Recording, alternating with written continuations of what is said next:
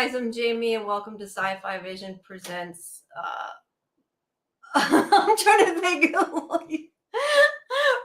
I am so losing my brain today. Don't mind me, but this is for The Last of Us. I am right now waiting on Karen. We are having a lot of technical difficulties with StreamYard right now because I know she has to relog in. We're here. I was looking up the overlay, but I can't even put it on because if I do, it's going to be all screwed up at the moment because nobody else is here with me and it won't show me. So I'll just leave it there for a second. But anyway, guys, thanks for coming. If you did, we appreciate it. Tonight, we're going to be talking about the 5th episode, Feel Her Love. And then at 11 o'clock, Scarlett and I will actually be doing, once again, Yellowjackets. We have a special tonight. We're going to be talking about symbolism, animal symbolism in the show. So make sure you either stick around or I guess probably come back. There's a bit in between, but come back to join us after. On Mondays at 9, we have our Dead City show. And of course, Tuesdays, we have our roundup show of Doctor Who and Surreal Estate. And I'm not sure what else we're going to add this time. There'll be some other stuff coming soon, probably Murderbot. And then, of course, this show on Thursdays. And we also have our watch parties on Sunday nights for The Last of Us when it drops. So let me put the link in the chat. And I'm sorry you guys are just looking at my face until Karen can get in. She's waiting for him to, we need a code. It's not allowing us to log in. Well, allowed me to log in, but I actually tried earlier today, so I got it reset. But she's trying to get it reset. But I really enjoyed this episode. Maybe not as much as last week's. I think that last week's was a bit better. But I did enjoy that this one has a lot of movement in the sense that, like, she finally finds Nora, and you can kind of see where she's going in the mindset that she's in. Hi, DJ. I mean, not that I want her to be. There's Karen. There we go. I'm like in here talking to myself. I feel like, welcome. Hey, can you hear me? How's my mic? That's good. It's good. For some reason, StreamYard, it was kicking me out before too. So it's not just you, but I had logged in earlier. That's why AJ is not going to join us tonight, right? Right. So it's just me and you. I was starting to say before you came in that I liked this episode in the sense that it moved forward. Ellie's, I guess I guess I can say like the new Ellie, the hell-bent on revenge Ellie, I feel like kind of came out in this episode. So I kind of like seeing that. At the same time, I wish she wouldn't do that.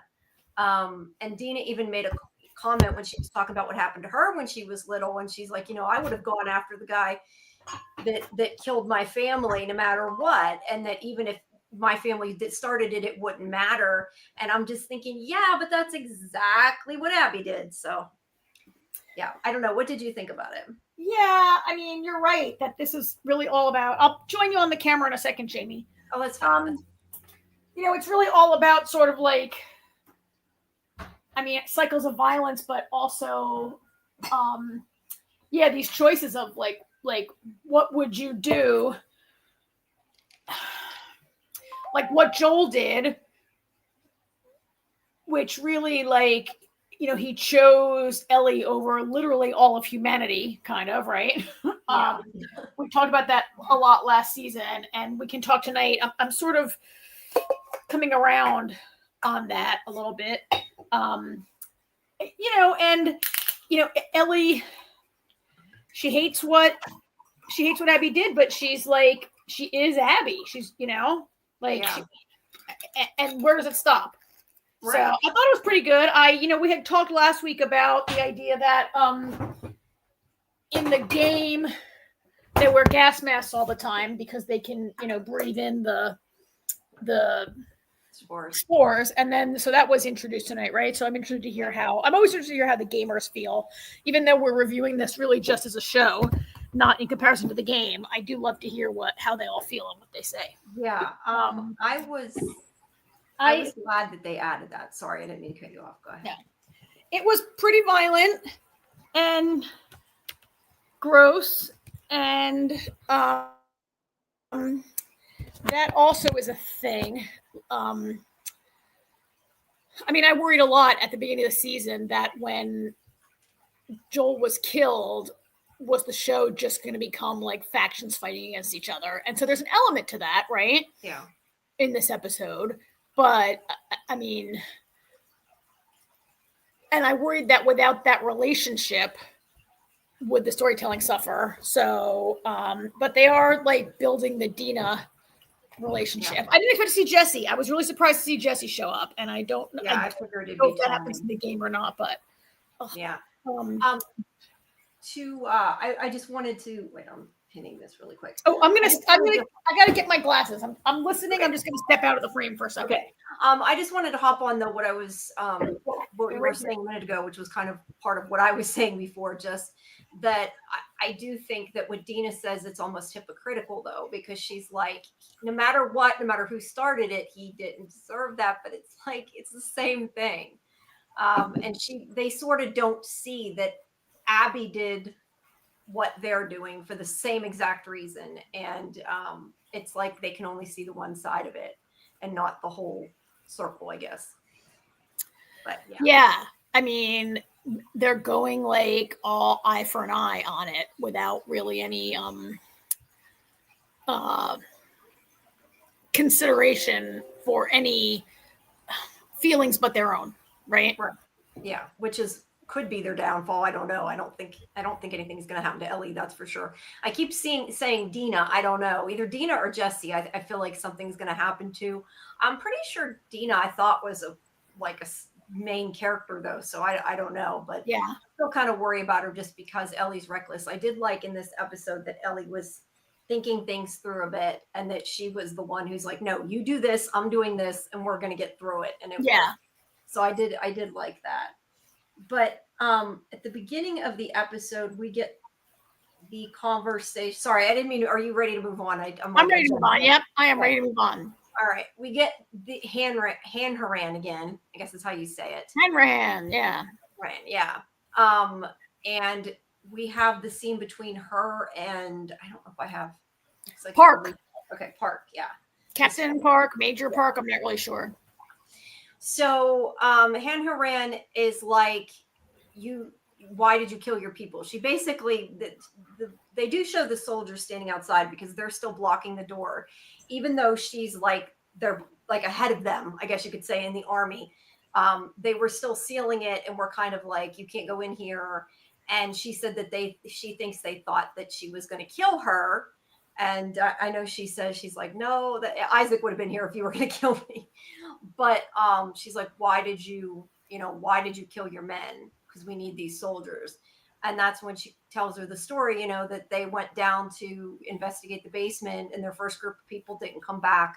So they sent a second group, including her son, which I have to say, if you send a group of people that don't come back, even if you think your son is a good fighter, why would you send your son in the second group? I sure wouldn't.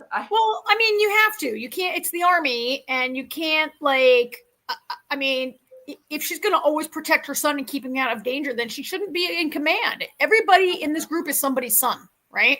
Or daughter or mother. I get it, Jamie. I understand what you're saying. It would be extremely difficult to do that, but she shouldn't be in command if she can't.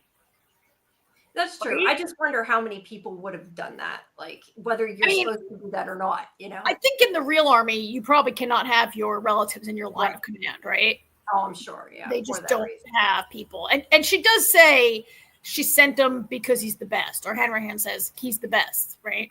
Yeah. Yeah. But I get what you're saying. Like, how could you send your son into that? And would you be willing to do it? But that's the job. Yeah. Yeah. But at any rate, he goes down and he radios in and he can't breathe. And she thinks he's bit, but he's not. He says that it's in the air and to seal them in. And they know it hasn't come up through the vents. So it's only underground. I'm not sure why, if it's in the air, it hasn't come up through the vents. That's a whole nother issue that's actually kind of a plot hole. But they do say, if it came through the vents, we would have been dead by now. But somehow it doesn't come through the vents. Well, I wondered, it's in the basement and they're upstairs. If the vents are not turned on and are not actually pulling air through the air conditioning system, then maybe it would just linger below, or maybe it's a simple enough thing to close the vents then. And not. Right. But, they didn't have I don't know, unless it's airtight, in the real world, if it was that contagious and it was spores, I would think it would still go up. But regardless, it doesn't. They sealed the basement off, including her son, and they are dead. So that is why they're dead, because she sealed them in like he told them to. And she tells her, we owe you. You did what you should do. And I'm sorry about your son, because that was really sad, but she did do what she was supposed to do. She is better than me, because I wouldn't have done that. So but yeah, I mean, so you have to. Joel let Ellie go on patrol. He had to let right. Ellie went on patrol a lot, and he, I mean, this is not a. I think they don't have the manpower to make those decisions. I mean, actually, I hadn't thought about it this way, but she's making a decision that Joel couldn't make. Like, she's allowing her son to, she's ordering her son to participate in this thing. Whereas Joel chose Ellie over the common good. Yeah, that's a good point. Yeah, Park is maybe choosing. Maybe I'm putting too fine a point on it, but Park is choosing the common good and sending her son into danger. No, yeah, you're right. You're right. Well, at any rate, none of them come back, and now they're short a lot of soldiers. They clearly still have a pretty big army, though. So I think they're still obviously quite a threat for, I say our people, but you know what I mean, for Ellie and and Dina. So when I saw this cold open, I thought it was a flashback, and then after I watched the episode, yes, it was a flashback. It's just not clear to me how far in the past or how recent this was a flashback. Oh, yeah, I assume it's a recent flashback, but I guess it doesn't have to be. I hadn't really thought it through. Based on how overgrown Leon is with fungus by the end of the episode, it was, I don't know how fast it grows, but it's at least a period of months, if not years, right? It could be, yeah. Yeah, I hadn't even thought about that, but he is kind of overgrown. Because that is him at the end of the episode. You see him, you can see L Park on his uniform. Yeah, I didn't know that you could read it. I didn't go that far, but I could tell it was supposed to be him, or at least it looked like it was supposed to be him. Hold on one second. I gotta turn off my camera. I watched the episode for the second time today, and so I paid close attention to which one of those infected was going to be Leon. And it's the second one that Ellie sees, the one that's kind of sitting on the ground, breathing out. Yeah. Hold on, sorry. So I really, I saw this episode. It seems to be a flashback. I'm like, oh, that, we're talking about it being airborne now. Everybody will be happy. But later in the episode, I really appreciated how this set up, what I was seeing later when Ellie pursues Nora throughout the hospital. What I saw in this opening scene really helped me to understand what she was doing and where she was going and why it was all blocked off and stuff like that, right? Yeah. Like this really helped set that up well, I think. Yeah, the thing is it's funny, and I know we're obviously not to that point, but Nora basically, I forget exactly what she says, but she basically says to Ellie, you killed both of us, right? And Ellie clearly can't be killed by the spores, but I'm kind of thinking, no, you kind of did, because you didn't have to run that direction. You knew what was down there. Oh, that's right, they didn't know. She did say that they were only going to tell the people they absolutely. They weren't going to tell anyone. Yeah, I take that back. She didn't know. Okay, well, that makes slightly more sense then. All right, so we have Seattle, day 2. Could you tell what movie that was originally? Because there's letters missing. I was trying to figure it out. It looks like Sick Habit or something. I can't. Yeah, it says, I don't know what it was supposed to be. It's supposed to say presents Sick. I don't know what it's supposed to be. No, I'm just curious because I've wondered if it was like one of their favorite movies or some kind of zombie movie. Who knows? But letters have fallen down, and I think I don't know what it's supposed to say, but because letters have fallen off that marquee there. I think, yeah, it's probably just putting the word sick there as a little, I don't know, maybe that's how it looks in the game, and maybe that's why this is what it says. Yeah, I don't know. It looks like habit, or at least like H or BI right after the A. So I don't know. It doesn't matter. I just was curious. It just made me wonder. I do, though, and we've said this before, I do love their environments where they're over. Hi, Doc. Them being overgrown like that. Like, they do a great job with this. Yeah. so much like you could be, and I know a lot of it isn't like exactly the same buildings and stuff, but it looks like you could walk right into the game. And even regardless of the game, it I don't know, it feels very realistic to me. Which a lot of times in apocalypse shows like Walking Dead and all that, they don't usually do that. I mean, they do some, but it's mostly just run down. They don't like go to that extent of all the vines and everything else they put on it. I just like to look at it. I've said before, I wish they'd do like a behind the scenes thing specifically on that kind of thing. Yeah. But meanwhile, Dina is triangulating where Nora's at when Ellie comes in. I do think this conversation is cute when she's like, "Can I help?" And she's like, "No." And she's like, "Why? Because I'm stupid," or something like that. And she kind of looks at her like, "I didn't say that," you know? Yeah.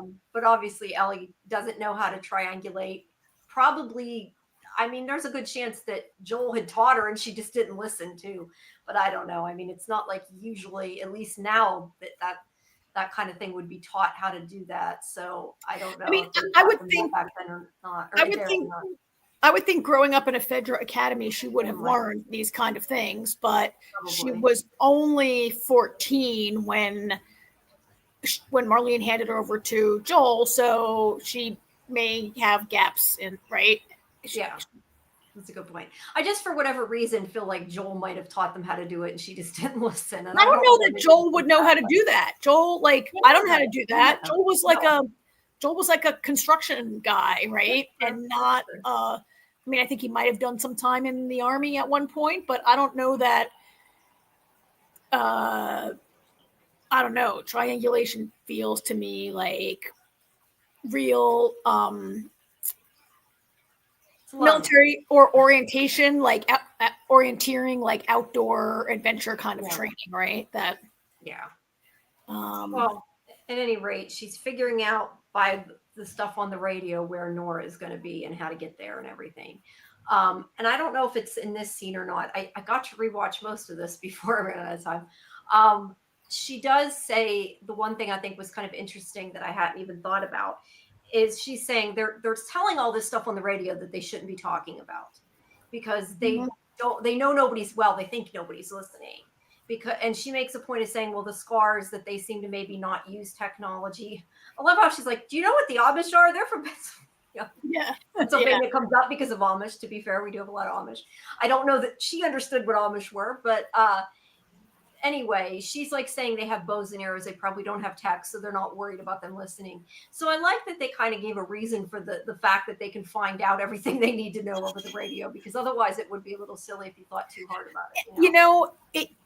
That's a good point. You and I have complained a lot about that other zombie show that shall not be named, where people are talking on the radio all the time. And we were always like, okay, we'll name it. It's Fear the Walking Dead, where they had these magic radios that could talk across like incredible distances, and they just blabbed all the time what they were doing. And we thought that's so dumb, right? I agree with you. That was a great explanation there of why Dean is able to get all this information. I also thought this scene was another good example of how Ellie would totally get killed without Dina. Dina is like a moderating force, and I don't want to say she's smarter, but Dina thinks through, and Dina makes plans, and Ellie just acts, right? Yeah. And this was a great scene.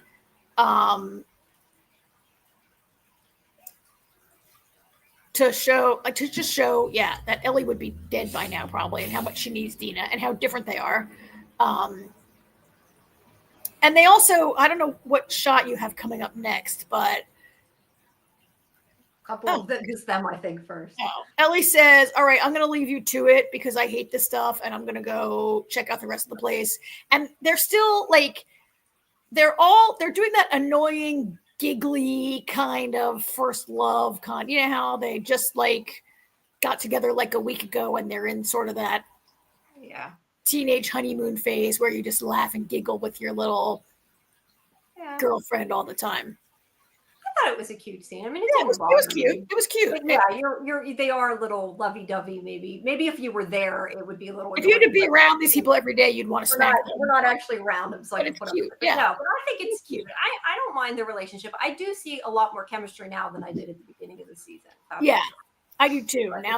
And maybe that was by plan. Like Ellie was holding back so much. Yeah, Both of them were, and now they don't have to, right? Yeah, definitely could be.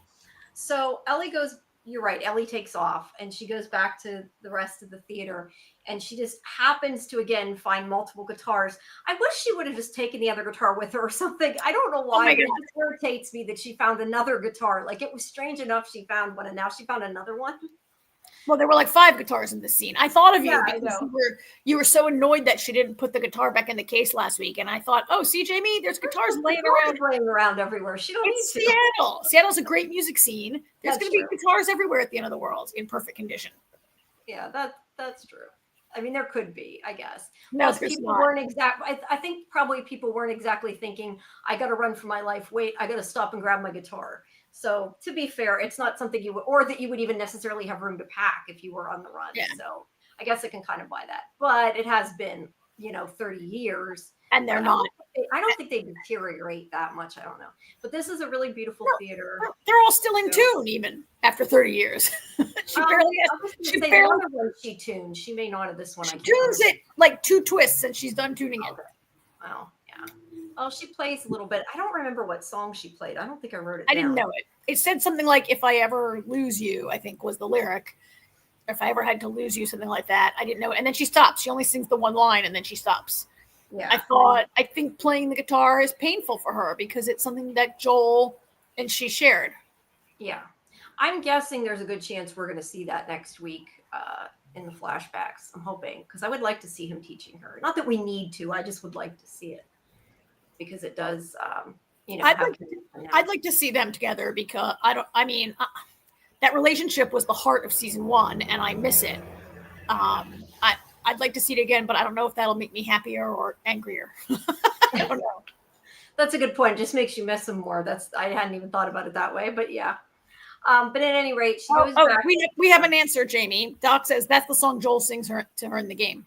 Okay. Do you know what the title of it is? Probably not. It's okay. No, I mean, Google would tell us, but yes, I'm sure Google would tell us. I just was curious what it was, because it sounded like it was pretty, and obviously Bella can sing. Yes, that was kind of my point. I think it will be in next week's flashback. I hope so.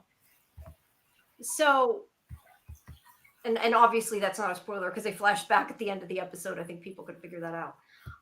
But anyway, so they're looking at the map and Dina basically says, I think I have a picture of it here. Whoops. That there's like a building in the middle that they're not patrolling, which means there's infected. So yeah, you've watched more of the game than I have, Doc. But anyway, they know since there's a gap in their patrol that there must be infected there. So they figure that's their way in and they're going to go Wild Stark. Well, they aren't leaving Wild Stark, but they figure they'll get their Wild Stark and they'll sneak in. And let's see. When they go out, there's some more. I thought that looked really cool. I'm curious if like that some of that is like really there or they added all the graffiti and stuff. Yeah. I don't know. Sorry. I'm always just kind of interested in those kind of things. Like I just am curious if it was something they left or something they added. But anyway, on the way, they find a bunch of bodies. We'll go back to that. And yes, they are, the scars that were killed. And so clearly the wolves are fighting back. And I like though they're like, feel this bitch. That's kind of awful, but kind of funny. For me, for some reason, it seems kind of funny to me anyway. But so I think Dina gets sick again. Actually, I think they both do because it smells really bad. But but go back a click there, Jamie. Like when I looked at the scene, these people appear to be lined up. They were lined up against the wall and executed, is what it looks like to me, right? Like there's not a battle. This was an execution. Yeah. But to be fair, they were executing the wolves. We see that later in the episode. But again, there's this is just like killing. We don't even know why they're killing each other. I don't know if they know why they're killing each other, right? Probably not. Yeah. Probably not. But they need to be more careful. And this is where she's like, do you want to go back? I should take you back. You're pregnant. We shouldn't be out here. I appreciate that she's kind of thinking, I mean, Dina already agreed to stay, but she's like giving her a chance to leave. And I think she really would have taken her back and she would have left. I mean, she would have moved back out on her own, but I was kind of a little surprised to see a little bit of growth there, growing up, and not character growth, but growing up, because normally I would think Ellie be like, you could go, but she wouldn't necessarily be like, I'll come back with you. I'll take you back. But she was willing to come back. So, I think that proves she does really care about her. Yeah, I'm kind of interested to see where this goes. I mean, we've already seen Ellie kind of willing to put herself at risk to save Dina, right? Mm-hmm. And like what she would do. I guess I just would expect her to be like, you can go back. It's an easy way back. You go that way and then you turn, I could see Ellie just she'd be alone. She'd be alone against infected, maybe. Oh, yeah, totally. I'm just saying that's the old Ellie, what I think she would have done. Oh. Well, I think, is this going towards a place? What she would do to save Dina? Like, is she moving? I can hear your notifications. One of them might have been from me, actually. Is she going to the place where Joel eventually went, where he was willing to like sacrifice not only himself, but really every, I mean, what he did to save Ellie, there's a point of view where that's unforgivable, right? And the totally wrong decision that Joel made, and a very selfish decision. And I guess I'm interested in like seeing Ellie like willing to sacrifice herself for the person she loves. Okay, like, is she going to be becoming that person that Joel became? Yeah, I hadn't thought about that. She may sacrifice Jesse or Tommy to, I mean, I don't think they're going to kill Tommy. I don't know, but I could see her sacrificing Jesse for Dina, which would be awful, but I could see it happening. I'm thinking of like the very first or second episode of this show where Tess she tells Ellie, Joel and I are not good people. Yeah. Right. And there's certainly an argument that Joel was not really a good guy. I think many of our game players in the chat have been like, oh, Joel is like one bad MF and he got what was coming to him. And yeah, I guess I'm just like, it's too early to tell how far Ellie's going to go. Although by the end of this episode, she's pretty great. Yeah. I think it's kind of funny though, when you say that like about a game, because it's like, if you're playing the character, they're going to kill a bunch of people no matter what you do, or there's no game, Yeah. But no, I know you're right. But at any rate, Dina is like, did I ever tell you about the first person I killed? So we hear her story about how when she was little, she didn't listen to her mother and she left and went out to play. And she came back and a raider had come in and killed her whole family. Well, her sisters and her mother. I don't know what happened to her father, but the raider killed them. And she had a gun and surprised him and then shot him. And, she says he was surprised even when she shot him because he didn't expect it, I guess. Probably because she was 8, which would be a good assumption that an 8-year-old isn't going to kill you. But again, this is the conversation where she says, I think about it now and I think, what if when I came back, he was still there? What if he was in the middle of killing him? What if he forced me to stay and watch? And then, hey, Muncher Luncher, my big wrong comment. We're talking about Last of Us right now. But I lost my train of thought now. But she says, if they had forced me to watch, that nobody deserved what Joel got. And if they had done that to her, like, what if her family caused it? What if they started it? And that's what I'm saying. Like, she's saying, nobody had a right to do what they did. I don't think that. You thought that's what she was saying? What if my family started it? I don't think that's what she said. Something like, I forget what the line was, but she said something like, what if my family struck first, or something like that. She was saying that it didn't matter. But that's what I find kind of hypocritical in an interesting way, because she's saying Joel didn't deserve that no matter what he did. But yet her father didn't deserve it either. So it's just, again, like, Abby, you mean Abby's father didn't deserve it either? Abby's father. Yes, Abby's father. There's an argument that Abby's, look, in Joel's mind, okay, first of all, Joel didn't torture. He shot him once clean and killed him with a single bullet, right? Joel didn't torture and beat that man to death. And in Joel's mind, he did deserve it for trying to murder a child in the name of science, right? Yeah. And playing devil's advocate, he also had a scalpel. We've said that before. He had a scalpel, and he did kind of like maybe try to come at Joel in his own inept kind of way, right? And it was a perfect excuse for Joel to shoot him. Joel did kill every single person in that hospital. Also, he didn't just kill the. Yeah, he shot it wasn't just him. Yeah, but he shot them all clean, right? He didn't bash their heads in, right? He didn't torture them. And Dina's right. I'm totally agreeing with you and with Dina that no matter what he did, Joel didn't deserve to die that way. Nobody does.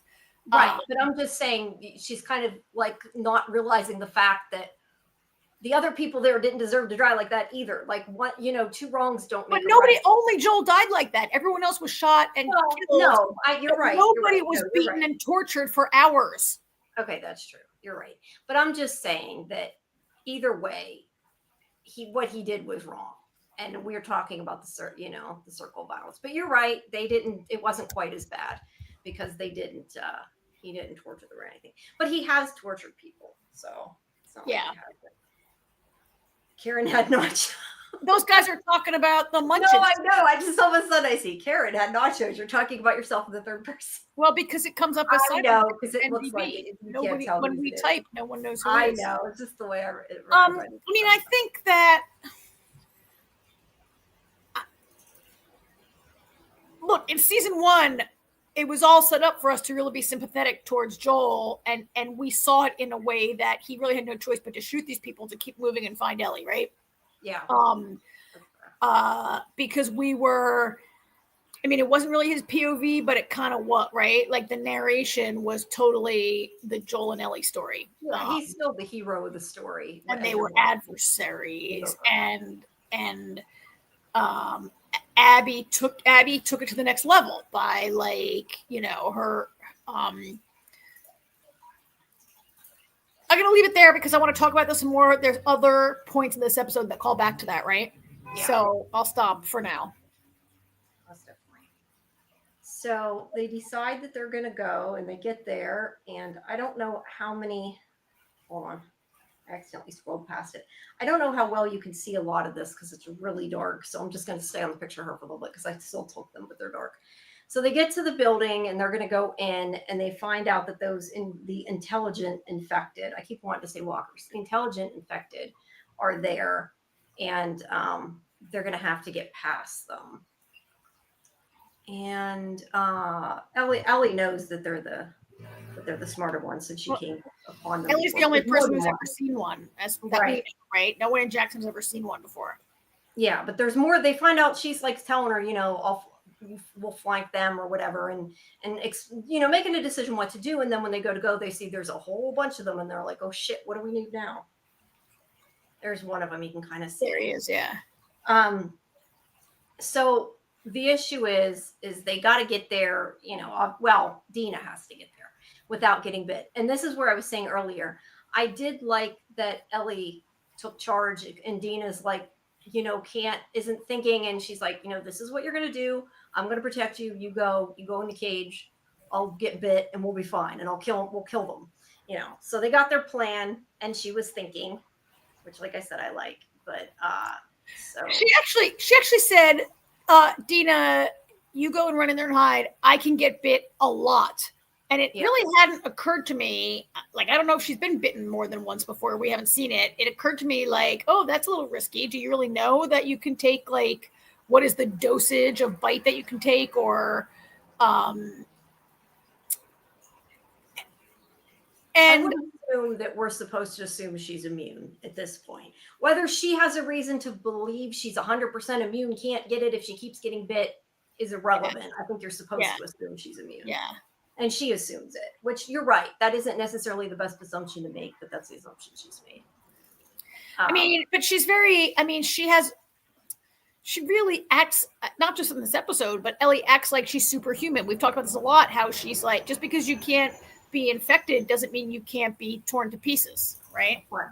Which looked like was going to happen to her here. I know she can't die because she's the star of the show, but it really appeared that she could be killed.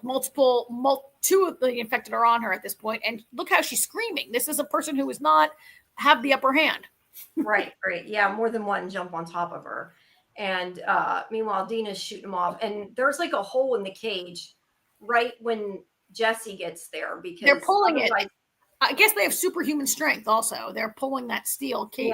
yeah. There, I think you can see the one at the you can kind of see that guy at the top's pulling the grate back to get inside, and right before they both die, Jesse comes in to save the day, which it's kind of surprising that he got to Ellie fast enough and to Dina fast enough to stop that from happening. But it's a show. It was a bit, it was a bit convenient that he has tracked them so well and finds them in the nick of time, right? I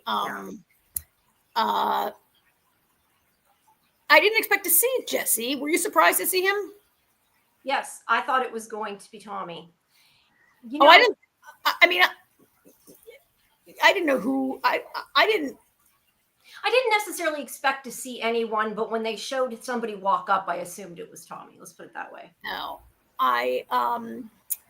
so I'm thinking about, Muncher says, are we talking my favorite rom-com tonight?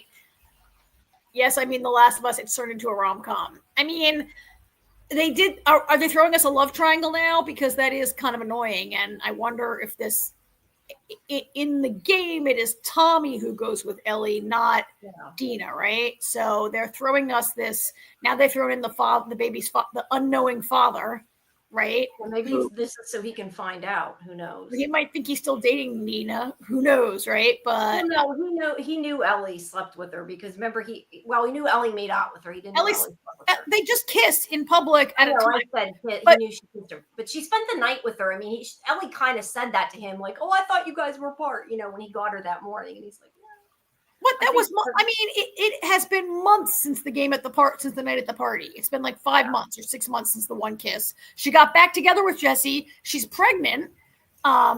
She's only a few weeks pregnant. She took her first pregnancy test on the road with Ellie. She's barely pregnant, right? I didn't think though that party was pretty recent ago. What happened at the party is before Joel is killed, and Ellie's in the hospital for 3 months after Joel is killed. Oh, that's true. Yeah. So you're right. She might have gotten back with him between. She did get back with him. She got pregnant. She didn't get pregnant by Ellie. But I guess I'm saying. Oh yeah, that's right. Because when he came to get her, that was before Joel died. You're right. I was thinking that was after. And she just took her first pregnancy test, and she's not showing. Yeah. She's what, 8 weeks pregnant? No, you're right. She's been sleeping with. She's been together with Jesse very recently. I can't remember if she said they'd broken up or not. Which kind of surprises me because she sort of seemed to already know that she liked Ellie, but I guess she was sort of denying it herself. Like, oh, because she made a comment before about her mother told her she liked guys. And so I kind of get the opinion that she was trying to not think about Ellie. I mean, there's a little bit of a plot hole there because her mother she said when she was little, she said she liked girls, and her mother said you like boys. But now she just told us that her mother died when she was 8. So she was free of that influence from the age of 8. So maybe she liked boys at 8, but no, she said I like girls. Mother said I like boys, and so then I put it aside and never thought about it. Right? Like she in a previous episode has put that on her mother. Now we learn her mother died when she was 8. So maybe she really means like a foster mother or someone else who someone raised her, right? Maybe, but she could have. I mean, I don't know, dude. She was 8. She didn't raise herself from the age of 8. Yeah, but that doesn't mean she couldn't have been liked a girl back then when she was 8. Of course, she said she liked a girl, and her mother said, "No, you like boys." No, I know. I'm just saying it could have been before she was 8. Like she could have, both could be true. It doesn't necessarily have to be that it happened after her mother died. I'm just saying. Well, her mother had to say that before she died. Her mother could only say that before Dina turned 9 years old, right? Right, but I'm just saying they could have had that conversation then. She could have. Yeah, I'm just saying if she died, why do you care so much what your mother thought for the last 10 plus years? That's true. I don't know, but it makes me think she hadn't come to terms with liking Ellie for whatever reason and wasn't. Yeah, for whatever reason. Well, Ellie was very, she's been trying to make it for whatever. You don't have to just have your mother be the one with your mother make you struggle with your sexuality. And I mean, obviously not everyone in the town of Jackson is open-minded because Seth, did give them a hard time. And so for whatever reason, she wasn't able to come out as, liking women and men, whatever. It didn't come out until this moment. But where I'm going, where this all started, I'm not sure that she broke up with Jesse. He definitely doesn't know she's pregnant. No, he definitely doesn't know she's pregnant. I hadn't thought about, she might still technically be with him. Yeah, I think he might think that they're still dating. Which is kind of in a way awful if she didn't break up with him first, but I guess she didn't intend probably what happened to happen with when she was with Ellie, so. People do that all the time, especially when they're like 20, right? Yeah, no, they do. I think Dina's like 22 or something like that. Something like that. Yeah. So but circling back, yeah. So throwing Jesse in with these two and the pregnancy, it does feel a little soap opera-ish, right? Yeah, I guess we'll have to see. Like I said, maybe it's so he'll find out. Because I'm going to guess he's going to find out. Plus, she had kept all those pregnancy tests in her bag. He might find them, because remember she pulled all 5 of them out or whatever. Yeah, I mean, there's no reason to put him here for him to not find out. That's the only reason for it to be Jesse and not Tommy is because of the love triangle. Yeah, I agree. But at any rate, the other thing that happens here is she does tell Jesse that Ellie wasn't bit, that she could see what was happening, because he asks her, and I don't know if he would have checked, but he was like, "Are you bit? Are you bit?" And she's like, "No, she wasn't."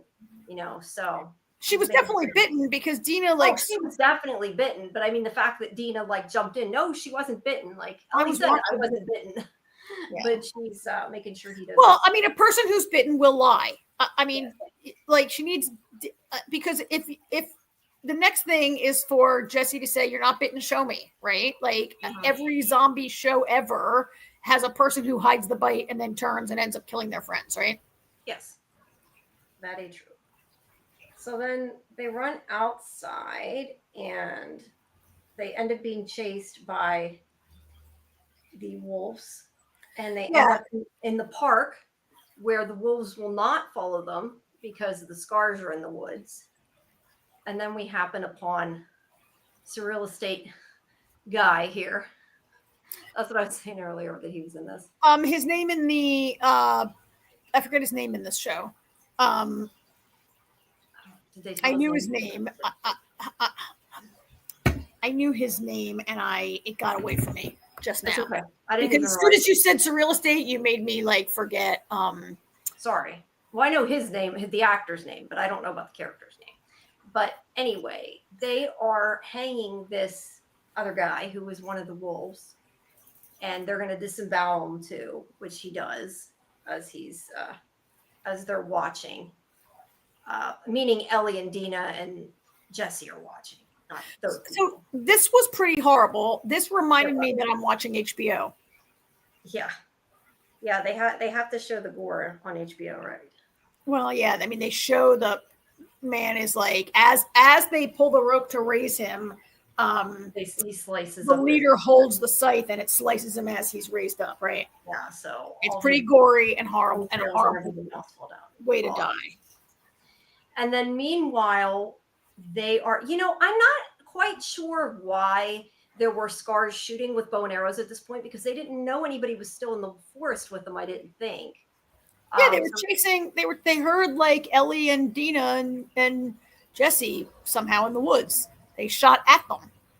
Okay, well, because what I was saying is it seemed like to me when they came upon this group of people, the group were so busy doing what they were doing, they hadn't seen them, but there could have been other members that heard them. You're right. Yeah. At any rate, Dina got shot in the leg by an arrow was my whole point with that. So Ellie tells him to take her back and I don't know exactly where she says to take her, I think, to the rendezvous point where he was going to meet Tommy, and she'll go on because he does say come back, and that she can come back, and she says something like that she's going on.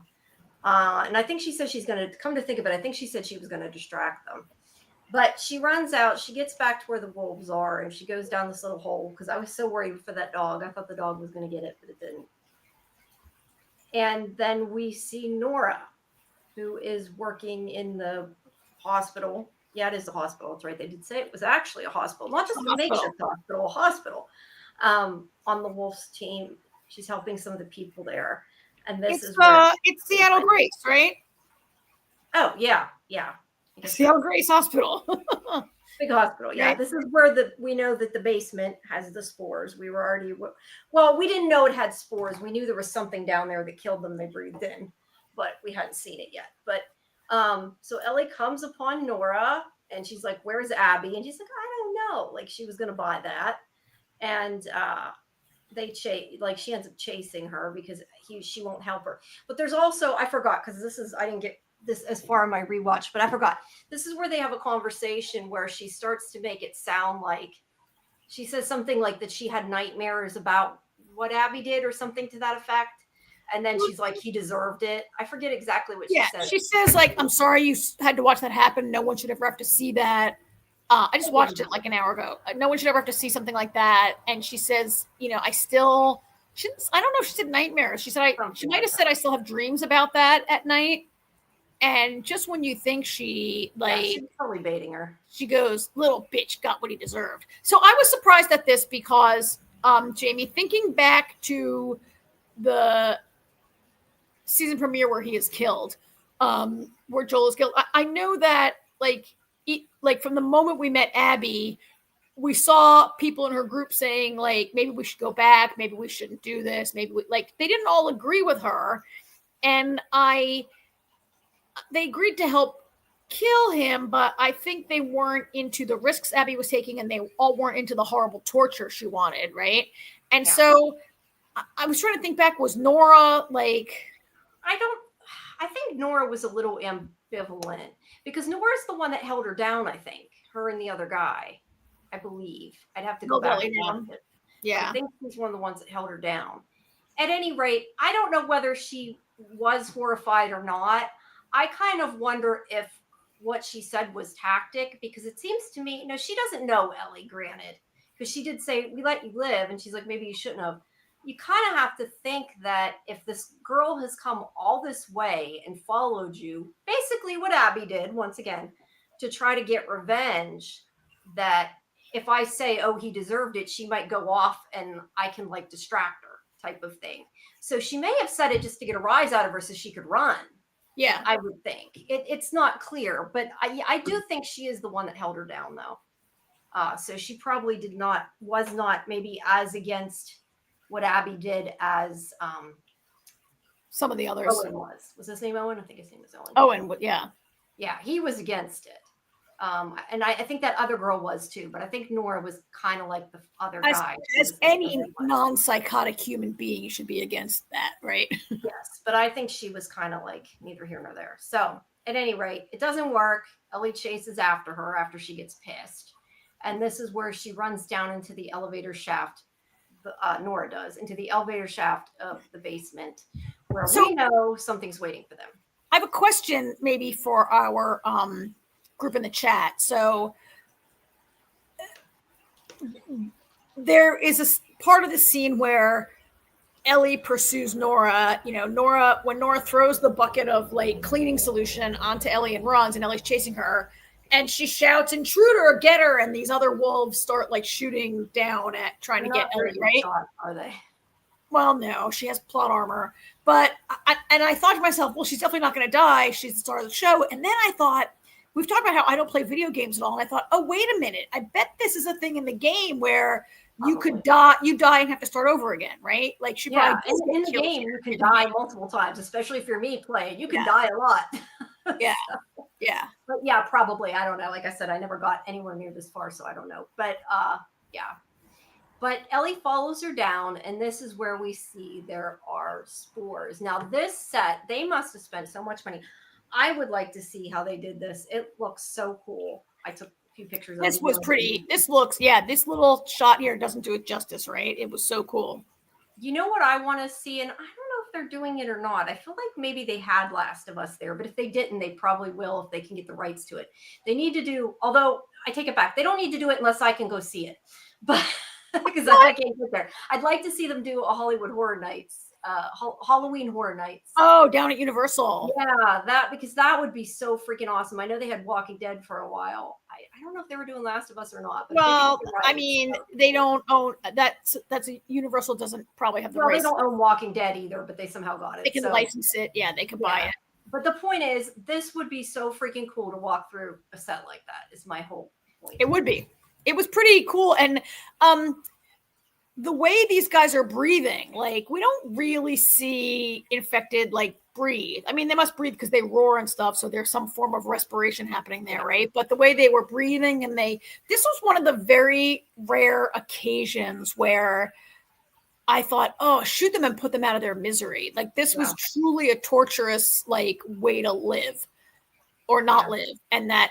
I mean, it's one thing to turn it like the infected who run around and like bite people. I don't really feel so bad, but these guys, I was like, oh my God, please put them out of their misery. Yeah. I don't know that Ellie would have even thought of that, but she wouldn't. She doesn't think that way. Yeah. I mean, you think about that guy, she stabbed him before because she was more kind of interested in the way it worked, I think. Yeah. But these guys are breathing out spores. So they're, dangerous to be around anyway, not for her, but in general. And I think after this episode, we know without a doubt that she can be bit a lot and breathe spores, and we don't have to worry. I know in the game they had the gas masks and everything. I kind of, in a way, like I don't want them to spend the whole time in gas masks, but I wouldn't mind seeing like other groups of people go through in gas masks. Because like they could have even done something like, I mean, granted, Dina already knew she couldn't get infected, but they could have done something with Jesse where like maybe they had 2 gas masks and they're like, she gives it to him and he's like, I can't take it. And she's like, no, you need to go. And like Dina had to convince him she'll be fine, type of thing. I mean, there's no reason they should have gas masks. Nobody knows this is possible. Okay, that's right. True. But now, if they made a plot that involved them, I could see a future episode where for some for some reason someone has to go down there and the wool. I mean, there are probably gas masks hanging around Seattle somewhere, right? And I think that I think in this particular scene, there's no reason like Ellie or there isn't. Those guys would think that, but that'd be cool to see in a future episode where you could spend more time. It almost looks like a coral reef and they're undersea a little bit, doesn't it? It does. Especially in the shots where they breathe, you see Ellie with like the spores are almost like snow around her. Yeah. Yeah, they did a really good job. They do it. I mean, the set and the decoration and what do they call it? The production design are incredible on this show. The prop department, visual effects, all that stuff, practical effects. Yeah, it's all fantastic. Awesome. And then she sees, now this guy, there, I took a picture because you could see the spores, like you said, like. Oh, yeah. That's poor Leon. That is poor Leon. Yeah, we're to assume. Oh, that's right. It says right there on his shirt. It's if you enlarge that. They very conveniently made those little globs of whatever not go around his name tag. Yeah, that's funny. You're right. They did. But sorry, I took a lot. So then she turns, I thought she was going to turn on the lights, but she didn't. She turned on the emergency lights. So I'm not exactly sure what good that did, but other than it made it look red. Yeah.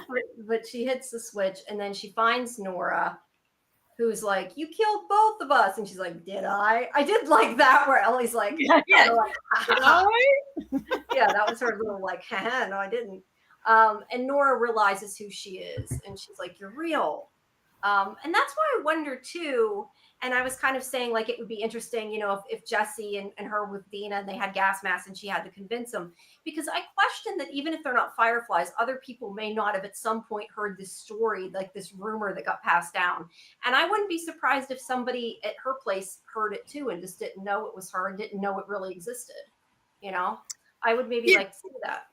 Because there were former fireflies like around. Eugene was a former firefly, right? Like, could some of them have heard? And also, I think like, couldn't there just always be a legend of a immune person?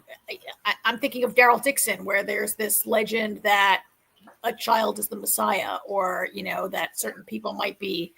But Nora's in a position to know because Abby's father was supposedly going to operate on an immune girl and see if there could be a cure, right? Yeah. And she tells Abby, she's like, do you know what he did? She's kind of, I feel like almost a little bit giving Ellie the benefit of the doubt. She's kind of like, you don't know why Abby did what she did. He killed all these people in cold blood. He murdered her father. Like, she's explaining to her what happened. And that is when Ellie Well, says, and she says, like, and more importantly, like, he murdered the only person able to make a cure out of you. Yeah. Right. And then Ellie says, I know. And I do believe Ellie did know. I don't think she was bluffing or anything. I think she really did know. So I was prepared to believe that. We've talked about it, that I think the reason, I have thought for a long time that the reason Ellie and Joel were estranged was because he told her about the decision he made. That's what I mean. I think she knew.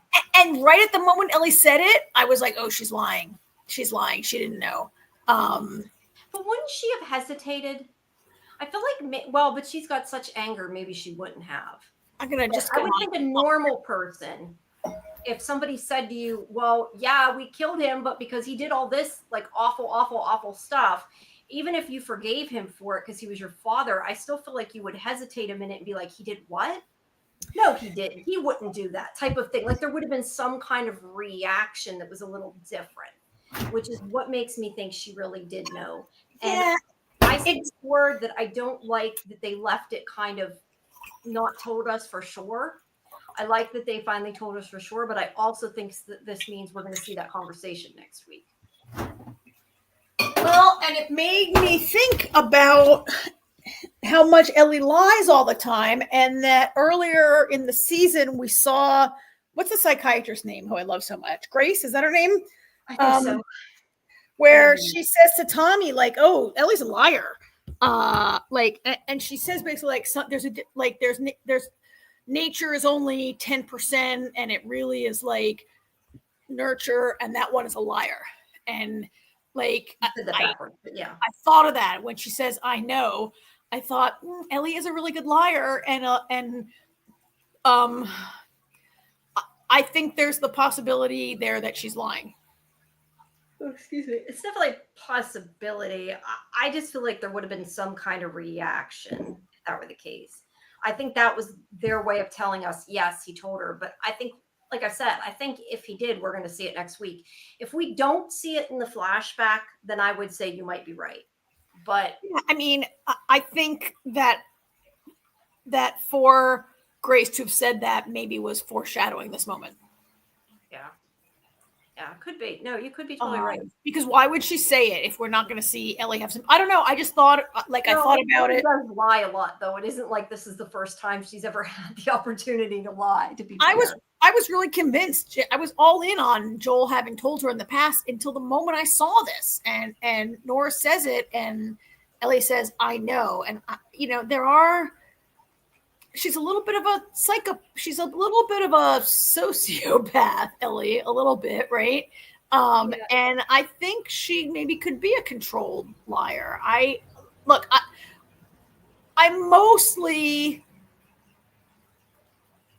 I've been convinced that she knew. I'm totally down with the idea that she knew.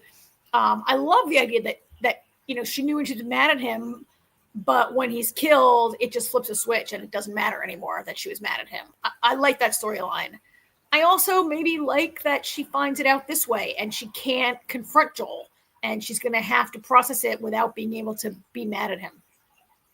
Yeah. Or have me mad at a dead man that she can never have any closure from, maybe. Yeah. That's a good point. I mean, that does make sense. I could see that happening. Either way, I just want to say I hope we get a for sure answer, because I thought that kind of was a for sure answer until you said that, and now I'm kind of like, oh, I don't know now. You're not getting a for sure answer. There's at least one more whole season. Well, you can get a for sure answer whether he told her or not. I mean, that's not going to destroy the rest of the show, not knowing. Yeah, I think you might have to wait for that. They're slowing this down a lot, right?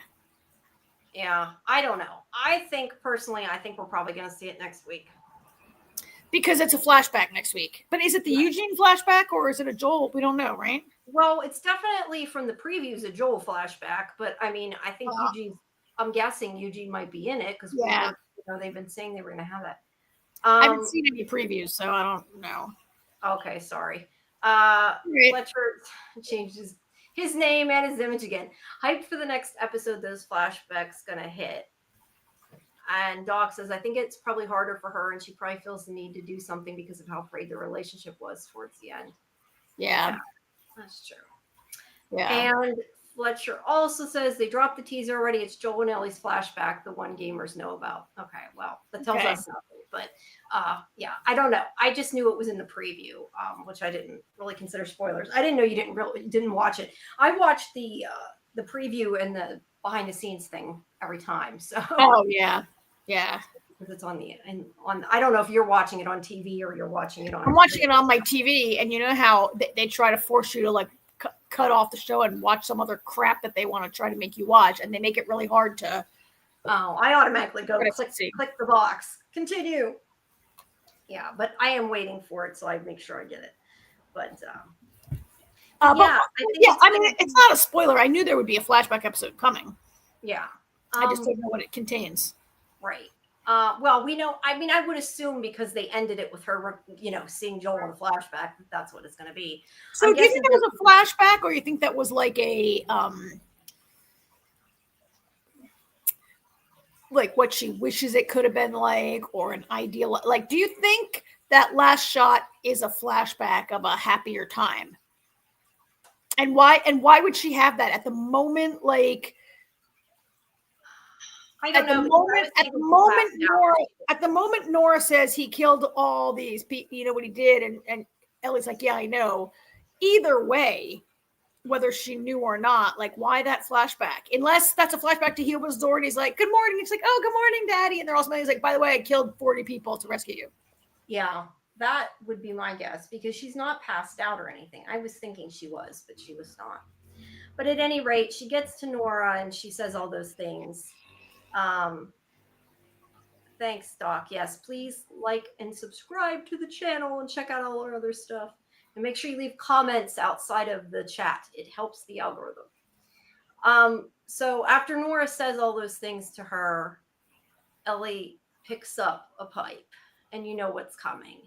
And again, the circle of violence, and clearly she's done the exact same thing Abby did almost, and smashes her and kills her. And then this is where we see the happy flashback where we're like, oh, yay, Joel.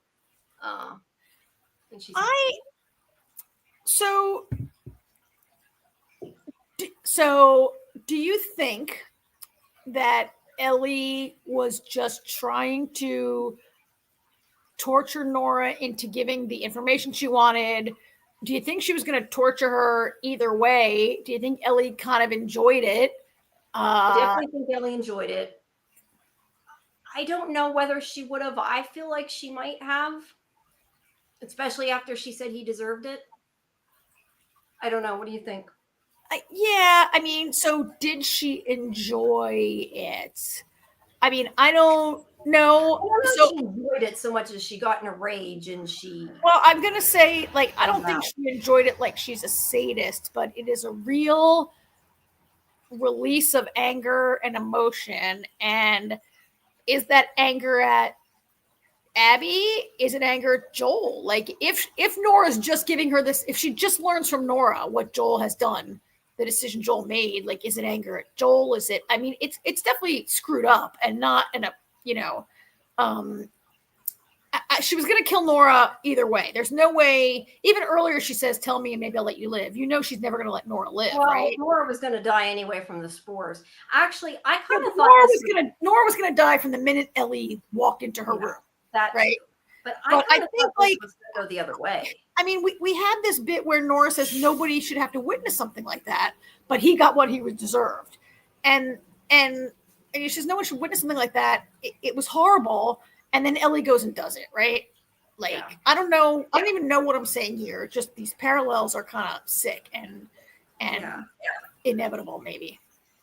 Yeah, I agree. Once she said that, you knew that it was coming. Did Ellie enjoy it? Like I said, I don't know so much she enjoyed it as she got into a blind rage. She didn't care. She didn't try to stop. Did she enjoy it? Maybe a part of her did. I agree. Like you said, I don't think she's a sadist and like she likes to watch people hurt. I don't mean it in that way, but she's not like a serial killer. Oh, thank you, Doc. Thank you. I don't know if we can. I was gonna say I don't think. Oh, it's a little. I can't see the sticker. What are you doing? My whole screen just went blank. What are you doing? It shouldn't have went blank. I put the sticker up. I don't know. Thank you. It's a little doggy, I think.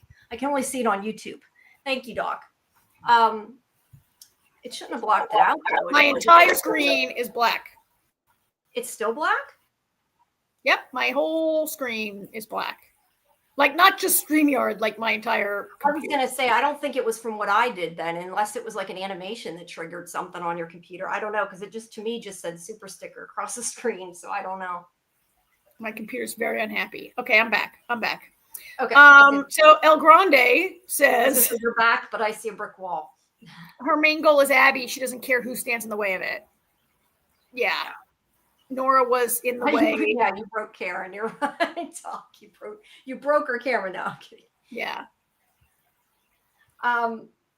So did you almost the names in this show? Ellie, Abby, Manny, Tommy, Joel. Everybody has a diminutive name. Ellie, Jesse, Abby, Manny, Tommy. They do. I did not notice that. You're correct. They do. I wonder why. It might just be names they like. You're still a brick wall. Do you have your camera on? I do have my camera on. My computer, I guess, is still not recovered from the blackout. Yeah, well, now it's your icon. It was a brick wall for a while. There it went back to a brick wall. I don't know. My background is there, but my face is not. My camera's not. You might have to reload the page. We're almost done anyway. Yeah. But okay, yeah, definitely technical issues. I guess can you see the screen now? I can see the screen. I can see you. You just can't see me. Okay, no, I just didn't know if you could see Fletcher's comment. Okay, her main goal is Abby. She doesn't care who stands in the way of it. Yes, I agree. But I do think that part of her got I won't say she liked it. I think she got a satisfaction out of beating her because I think she felt like she got some vengeance. Would be Docky and Fletchy, yeah. Well, I'm already Jamie, so it kind of works for me. You don't got to change mine. Yeah. But yeah. But yeah, I definitely think she got a satisfaction out of doing it. Yeah. Would she still torture her? I don't know. I kind of thought it was going to go a little different. I thought that it was maybe going to happen. I hadn't thought it through, I guess, because it made total sense that she beat her. But at the same time, I could have seen it going the other way, where she didn't want to be turned into one of those things and where she's like, please kill me. And Ellie's like, and walks away. I thought of that also. I thought, like, is she going to say, please kill me? And Ellie's going to let her just be turned into that thing. But Ellie had some, like, needed to physically get those feelings out. Except I think she beat her to death, I assume. We didn't see that, right? We don't see that. But I definitely. And she was beating her on the leg to cause pain. She wasn't beating her on the head to kill her. That's what they did to Joel, though. First, they shot him. Yeah, and she's trying to get information. She's like, "Where's Nora? Tell me." Bang. Where's Nora? Bang. Right. I guess my point is, I'm assuming that after that, she beat her to death. I don't think they showed it. But. I mean, fair, but we didn't. It doesn't matter. We're not going to see Nora again either way. But I think. Fletch thinks if she left her alive, she would have contacted Abby and let her know Ellie is coming. I don't think she'd have any way of contacting her unless she had a radio. I think she's going to be overcome by the spores, and unless she has a radio, she's going to be overcome by the spores and not be able to. Yeah, that's what I mean. Like, she's going to be dead soon. There's no way. So. Yeah. Ellie is now acting like Joel used to act before knowing Ellie. Yeah, she is. I mean. Joel was a violent guy that people were afraid of back in Boston. And he was a drug dealer and did some other stuff, right? And he really didn't mind killing people. Was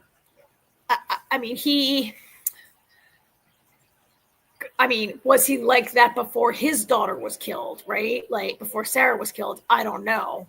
But he definitely is not He was not a nice guy at any rate. Yeah. It's just we empathize with him. On the game, they have masks. In the show, they don't. How do you think that will change the story? I honestly, I think that we're probably not going to see the spores again for a while.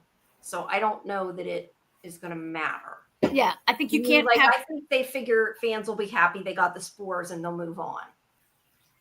I think Fletch maybe wasn't here with us last week when I mentioned I had just watched this other show on Netflix. Doc also watched it. about an alien invasion, and there's like a toxic snow, and they wear gas masks through much of the show, and I can't tell who the hell anyone is. And I'm like, wait, which coat was that guy wearing? Like, it's a little hard to tell them apart. Of course, they're also speaking Spanish, and I have to watch subtitles. But, like, I found that show with gas masks to be a little harder to follow, and I can see why they didn't want to do that. How it'll change the story? Hard to say, because Jamie and I don't know the story, not having played the game. But I think, Jamie, good point. Like, they're going to have to underplay the spores, and maybe that was the spores making their only cameo of the season. Yeah, I mean, I definitely don't think they're going to have spores again this season. Will they have them within the next 2 seasons? Maybe. But I think that was kind of their, in my opinion, was probably their way of saying to the fans, we know, here's some spores type of thing. So we may not see it again. Do we need to? It depends how the story goes. Yeah, other than that, I'm not sure, because the same thing, I don't know how the rest of the story goes either. So I don't really have an answer to that any more than you do. And now there's nothing about Eternata. I don't know how you say that. Yeah,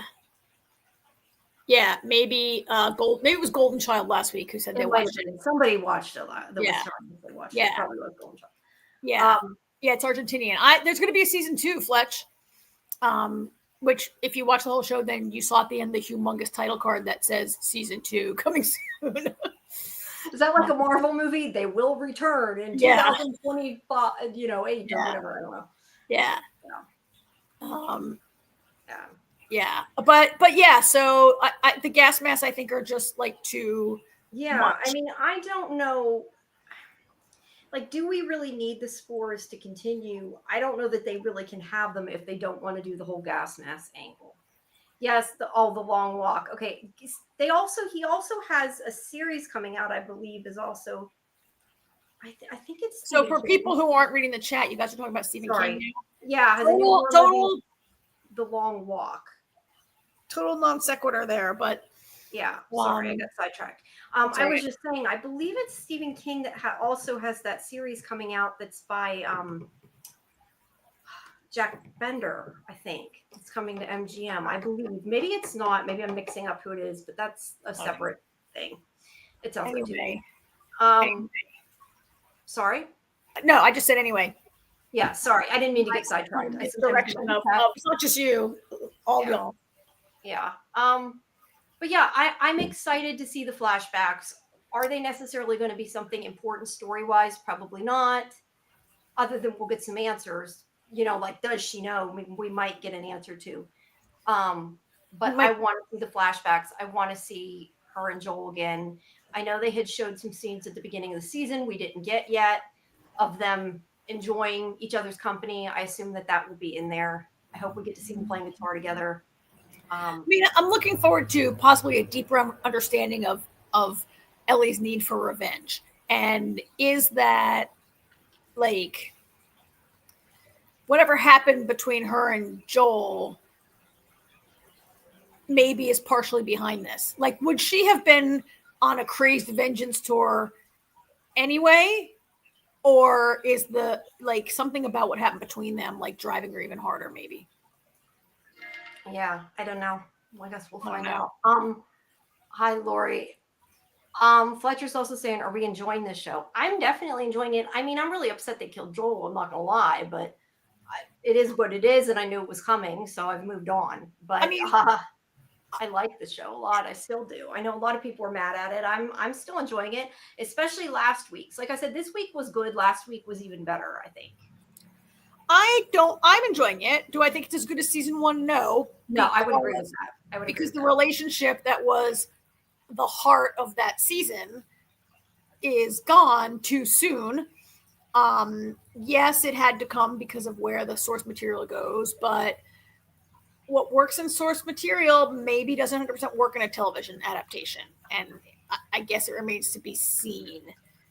I'm happy to have a flashback to maybe understand it better. There is no relationship like Dina and Ellie's relationship doesn't come close to what I saw last year, and Ellie has no relationships that are, nobody on the show has a relationship that even comes close to what we saw last year. Yeah, and that's what I enjoyed so much about the show last year. That's why I was worried I wouldn't. I mean, I'm still liking it. I am. Maybe that's part of the point, that Ellie doesn't really have anyone else. Yeah, I think that is part of the point. Yeah. Yeah, I don't know. I'm liking it. Like, I agree with you. First season was better, but I'm liking it. I want to. I wish I've had time. I haven't had each time. It seems like I keep planning to, and I only did once. I keep wanting to watch the official podcast where they talk to like the where he talks to the who's he? The host? I was thinking I was going to call him Tom Baker, not Tom Baker. That's a Doctor Who. Baker. What's his first name? This is what I mean about my memory, Karen. The guy who plays Joel in the game. Anyway, where he talks to the showrunners. Oh, he's the host of the podcast. Yeah, the official podcast. It's on like the well, in my case, Max, because I don't have HBO. It's on the app for it. You can watch each of them after the episode, or well, not watch it. I should say listen to it. It's audio. I enjoyed them the first season. I listened to most of them, and I've been wanting to like come on here and having like gotten insight before we do this, and then every week I don't get around to doing it, or I don't have the time, and then I don't get to hear it. But yeah, I'd like to listen to them, and there might be things we want to discuss. I don't know. It's interesting stuff, I think. I also want to bring up Lori's comment I meant to put up. I don't think they should have saved the flashbacks for one episode, instead included them in each episode. You know, I think if they had done that, people might have been less mad, because at least he was still in it. I don't know. What do you think? I don't know whether I think that would have worked better or not. We had a flashback in this episode. It just wasn't Joel's or Ellie's. Well, no. It was Ellie's, wasn't it? I mean, this is no. It was Sergeant Park and Hanrahan. Oh, I mean this end scene, because you're saying you don't think it's a regular flashback, or you think that was a flashback. It's just not clear how long ago that flashback was. It's definitely a flashback. I'm guessing it's a period of months, maybe. Well, yeah. I mean, I can see what Lori's saying. I mean, that's a storytelling decision that was made, and they're holding it. I don't know. Yeah, maybe they're holding it just to keep us watching and give us this great episode that gamers are waiting for, right? There are certain moments, just like when we watched The Walking Dead, those of us who read the comic, there were certain key pieces that had to be shown for us to, right? And that were taken directly from certain panels on the page. There are certain things that are going to happen in the screen this year that we don't know about, that gamers are waiting for. And maybe I don't know if Lori plays the game, but I think they're holding it to give a big drop to these fans that are waiting for stuff. Okay. Maybe she's talking about Joel's flashbacks, but it interrupts the story. Yeah, the flashbacks of Yeah. I don't know. I mean, I kind of feel two ways about it. I feel like it would have given us kind of a tidbit in each episode, maybe. But at the same time, then you see one and like you want to see more, and then there is no more because they're doing it a little bit each time, and we would have been complaining they were, dropping it out too slow. So I don't know. It could have worked. It could have not worked. I really don't know. So we have a lot of other strong feelings going on in the chat. The thing Fletch is more disappointed isn't the actors. I know there's a lot of hate towards Bella, but what I don't like, it's the script itself. They've been doing changes that doesn't make sense to be honest. I think it's got to be to gamers. It doesn't make sense. Maybe. Okay. I don't know. To me, all right. To me, as a non-gamer and a television viewer only, as we said early, the idea that Jesse can just follow them and find them so easily. Granted, they are pretty noisy and not covering their tracks, but that Jesse he can just find them at the exact perfect moment, and that I'm worried about a love triangle developing here, or not a love triangle, but now Jesse is going to have his feelings, whatever's going to happen between the three of these three people, that has potential to not be good. Yeah, and it's not necessary. It's not necessary to the show. I don't need to have drama injected into Ellie and Dina. I can just let it be what it is. They're a little cute, whatever's going on and how their relationship influences how they behave. But I don't have to have this like, well, you know me, I'm not really a shipper, and I always object to romance getting in the way of story, right? Like I'm always like, why do they have to get together? Why can't they just be normal people going about their life, their business? Because I hate people in real life have sex. No, okay, I'm just teasing. No, but like every every situation in my life doesn't revolve around a person that I know not be sleeping with, right? It doesn't. It doesn't. TV. But yeah, I don't. My air conditioner. I don't know. I think a lot of people were mad at how they changed like the theater scene. I guess. I mean, the theater scenes were fine to me, and does it really matter that Tommy didn't go right away, or that like, Joel wasn't the one that rode out with him? I don't know. See, to me, like, I don't know what the changes were per se, so they're fine. But I agree with you. I don't know that we need a lot of relationship drama in the sense of we don't need to bring in Jesse if that's going to be the case. But as for the things that already changed, I don't know, because I don't know what the original scene in the theater was like. I know the pregnancy was like real or found out at a different time. I'm not sure. I have to watch the cutscenes. I don't know, but I don't think those are the kind of things that Fletch is objecting to here, like changes from gameplay, but changes that don't make sense is what he's objecting to. Like not like changes are going to happen, and right. I don't know what changes. And if they had sex before, if she found out she was pregnant before or before they left different point in the game and whatever, like they only have so many episodes and they're condensed that stuff. I get that. But I also get what Fletch is saying. Like it's changes that he feels don't make sense. Some changes are fine, right? Some small changes. The ambulance. It sounded like somebody whistling. No, it was making me think of Negan, and I'm like, who the hell is whistling? Yeah. I mean, sorry, I didn't realize what it was at first. Of course, it's only gamers that it doesn't make sense to, because non-gamers don't know the original craft. Fair. Although there are things that cannot make sense to me from a story point, right? Yeah. That don't maybe always work. But it's also thanks to gamers that this is even a TV show. So yes, thank you, gamers. This is my issue. I'm playing devil's advocate. I always feel like people, and I'm not meaning you, Fletcher, I'm meaning in general, people find a reason to complain about things that I feel like they've said, we want to make it so that for people who played the game, they're still surprised. There's things that are different. They wanted to change things. I personally feel like if they made things scene for scene, there would definitely be people who would be like, this is so cool. This is so great. It's perfect. But I feel like there would also be a lot of people that would be like, it's exactly like the damn game, and complaining for that reason. So I feel like sometimes they can't win in that scenario. It's like, do they try to change it to make it interesting because they have more time, or do they try to make it exactly what it already was? Like, I think that that's really a fine balance of knowing what to do.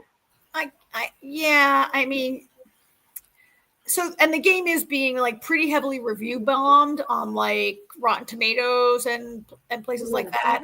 But yeah, like the critical ratings are still very high. The fan ratings are much lower, and there's some review bombing. But there's always going to be. There's a certain there's a certain amount of the fandom that just can't be happy because Bella Ramsey is not physically like Ellie in the game, or that Abby is not physically the girl who plays Abby is not physically like Abby in the game. Here comes another ambulance.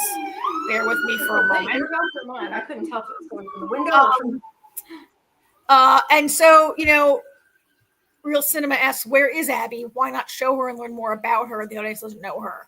I don't know if Lori plays the game. I do not play it. It's my understanding that in the game, Abby just kind of shows up and kills Joel, and you don't know all that backstory that we already play her and get to know her before you find that out. And so a lot of this review bombing and complaints from certain quarters of the gamers is this, that we already know it was way better to just have Abby show up and then you find out by surprise later. Whereas she's not going to be in the rest of the season at all. It's what I've seen reported, that she's not back until next season. Yeah, to bring her in just to kill Joel and then nothing else. I agree. I think that it doesn't make sense they brought her in and took her right out. I like it. To know her as not knowing she was who she was, not knowing what she was going to do. So I had some empathy for her. I've said this before. That's the point you get in the game. You play as her, you get to know her. We did not get that. And now I can't ever, she can't be redeemed in my eyes. So that's fine. Not everybody has to be redeemed. And I disagree with you really 100% on this, I think. I like that we don't know anything about Abby. She is Ellie's white whale. Ellie just has to hunt her down and kill her and doesn't care and doesn't want to know and doesn't want to like Ellie. There's no space for, I'm gesturing as though you can see me and my camera's not working. There's no space for Ellie to like learn anything about this person because then she might not be able to kill her. And I think we like, it is maybe a choice for us to not know anything about Abby. So we should not be sympathetic to her either. So we can get behind. That's true. I kind of wonder, though, what the storyline would have been like, though, if she, like I had said before, I think it would have been interesting if she came back to the town and helped Jackson whenever she told Joel she would, and then killed him, because we would have felt some empathy for her. But more than that, I think it would have been interesting. And granted, this would completely change the game, so I get why they didn't do it. But I think it would be interesting to see how Ellie would be different going after killing somebody that she knew. I think that could have been interesting, but that would be even more different than what they did. So, yeah, that wouldn't be. I'm just saying that would be. I would like to see that, but I can see they would. I can understand why they wouldn't do that. Fletcher also says at this point, Neil should have focused on the third game and not the TV show. I do agree with that.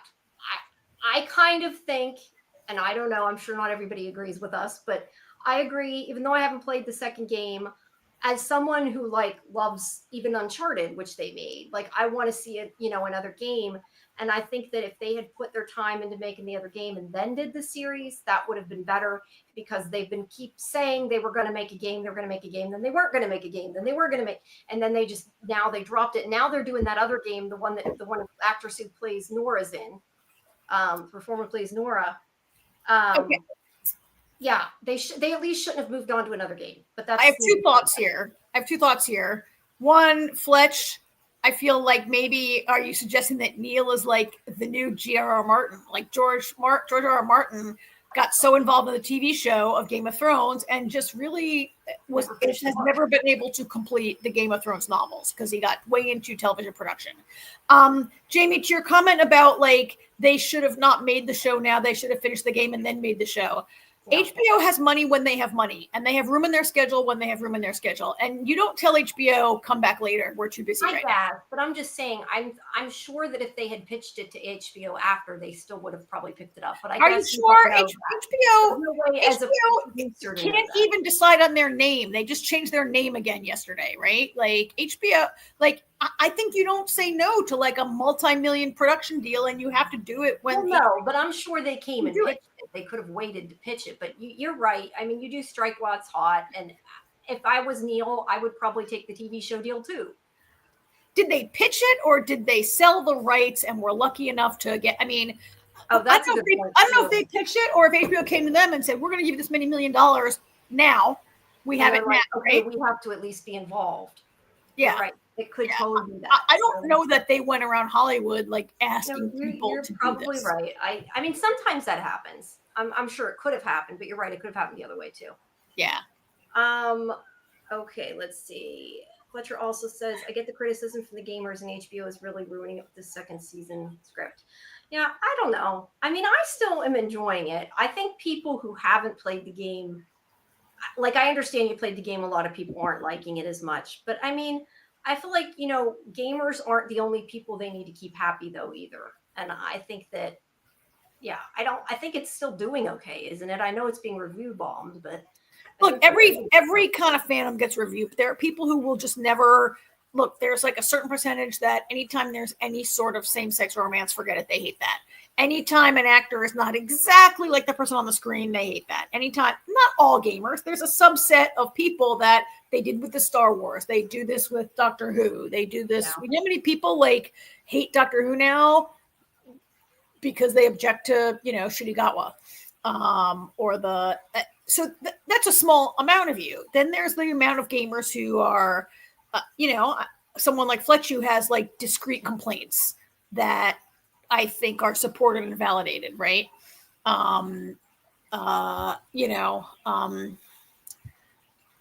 It's the writing. It's not the actors or actresses at all. There is some little. I know that you Fletch made reference earlier in this chat to the line last week where Ellie says, "I'm going to be a dad." I don't know if that is from the game or not. No, they added it. I don't. At least I believe they added it. That's why it's kind of like a big thing. People were like, "Why did they do it?" I thought it was cute. I mean, was it silly? Yes.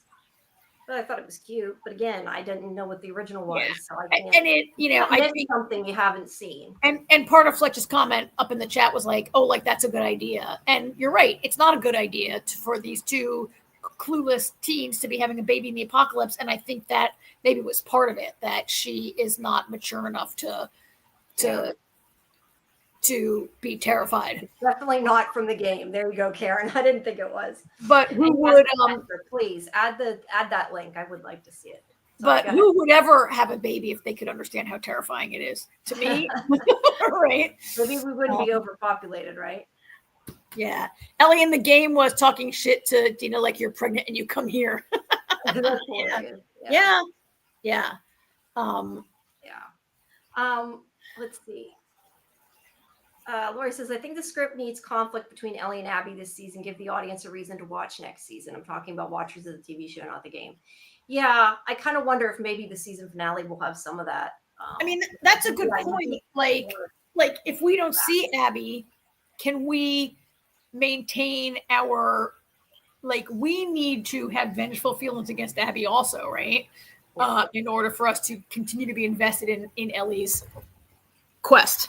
And so I'm maybe going to agree with you there, Lori, that if we could see a little of Abby, Jamie, not to your point of being redeemed, but let's see Abby be a horrible person some more so I can really root for her demise. Let's see her kill some Seraphite children or just be generally horrible or something. But on the other hand, giving us some Joel and Ellie flashbacks maybe will stir me up to hate Abby more because I love Joel so much. Yeah. Do I love Joel so much? He's a bad dude, but I love Joel and Ellie together so much. You're supposed to. I mean, that's what the show started out as. So. Yeah. Yeah, I don't know. I'm excited to see the last two. I do think it's too short. I would have preferred them to put. Now, granted, we don't know that the fourth season has been officially a go. I mean, they've said the second game is 3 seasons, period. They've said that, but it's only been renewed for one more. My guess is they'll probably finish it out. I would be very surprised if they didn't. But then again, you never know. But I think that it might have worked better if they had done 2 seasons that were a little longer instead of splitting it the way they did. But I know that this show takes a lot to make. So, I mean, it takes forever in post. The digital effects are insane, right? They take forever. It's hella expensive. And I think that, look, I'd like a longer season too. I just feel like that's just not the way a lot of TV is going. And if you wanted a longer season, you got to wait longer for the next one. Yeah, I know. It's like a double-edged sword. I was going to say, okay, Fletcher said, when Jesse showed up to save Ellie and Dean, I jumped for joy. I was like, oh, they did it. Tommy's here to save the day. And then it's Jesse. That's what I was thinking too, because I know, because you guys were telling me before in the chat, oh, it's supposed to be Tommy. That I thought the same thing. And by the way, I meant to comment on that. It does say in the behind the scenes thing, which I totally missed. Whenever Ellie looks at him like that and they kind of show his feet first, it was supposed to be that Ellie almost for a second thought it was Joel. A, I didn't get that out of that scene. And B, it would have made a lot more sense that she would think that if it was Tommy. Being Jesse, I don't know. Yeah. Yeah. And Fletcher, you don't still want to see the ending, even if it's not the show you want it to be? That's a little surprising. I would think you'd still want to see it, even if it's not the best. But Fletcher is different like okay. I tend to want to see it, even if it's not perfect. When it's maybe Fletcher feels about this show like I feel about all the Walking Dead spinoffs, and I'm hate watching them. What you do, and I continue to watch them, and then provide a public service of criticizing them. No, yeah, that's fair. Fletcher, you need to come back at 11 tonight. Sorry, I just wanted to Maybe, make sure I put that out there. maybe it will surprise Fletcher and you'll come around. And here's that's the double-edged sword of having played the game. You love this property so much and want to watch the show and want to be good. But for me and Jamie, not having played the game, we don't have certain beats that we need to have done correctly. And I say that as a person who I loved The Walking Dead when I read it. I loved the show for a couple seasons. And when they botched the killing of Glenn, AJ stopped watching entirely, right? And a lot of us couldn't love the show again. I think it's funny. I think a lot of times watching stuff when you've read the book makes them not as good. Like I found that I tend to not like things as much when I've read the book first. And I know this is a game, not a book, but similar thing. Like that sometimes you can enjoy it better if you haven't seen the original. I think that there's something sometimes you lose in translation. Yeah. I mean, you can love I love the Harry Potter books. I love the movies. I love the Lord of the Rings on paper. I love it on the screen. I love The Hobbit. I hate the screen version of The Hobbit. It's done. Let's not go down the Game of Thrones road. But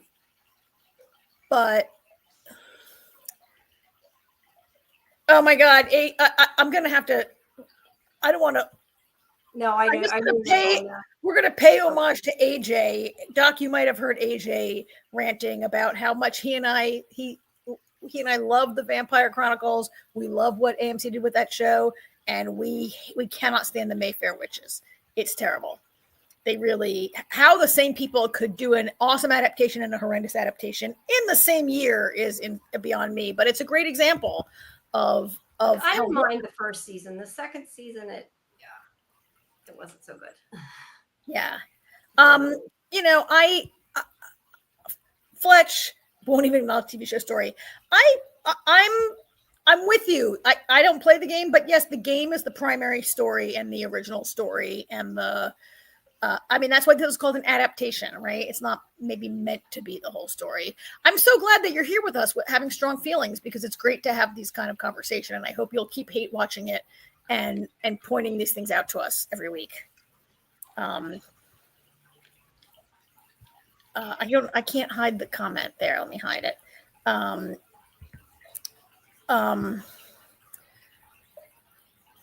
Doc, if you read the vampire stories and you enjoyed them, you really need to watch Interview with the Vampire. AJ and I think the changes they've made only made it better.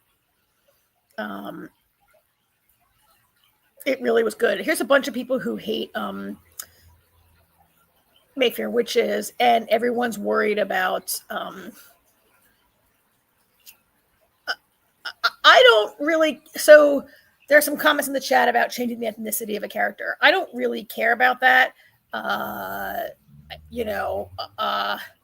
main reason at least that I've read, one of the issues is some people are afraid that if they, at least with Snape, that his storyline is about something so different that him being treated the way that he is will be taken differently and in a completely different context. Well, there's no way that J.K. Rowling is going to let them treat anything differently.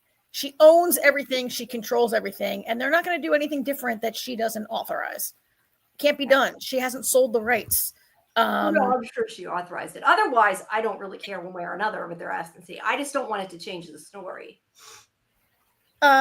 She's not going to let them. Hey, Fletch, I didn't really hurt your feelings. I hope you'll keep hate watching it. I mean, hate watching, like, you seem to not like the show, but I hope you keep watching it. No, we didn't. We just call it that because of Walking Dead. We always. I hate Walking Dead. God, I hate all those Walking Dead shows, and I keep watching them and talking about them with Jamie every week. Yeah. So I didn't mean to hurt your feelings. I mean, I really think that you are a great part of our community who should be here.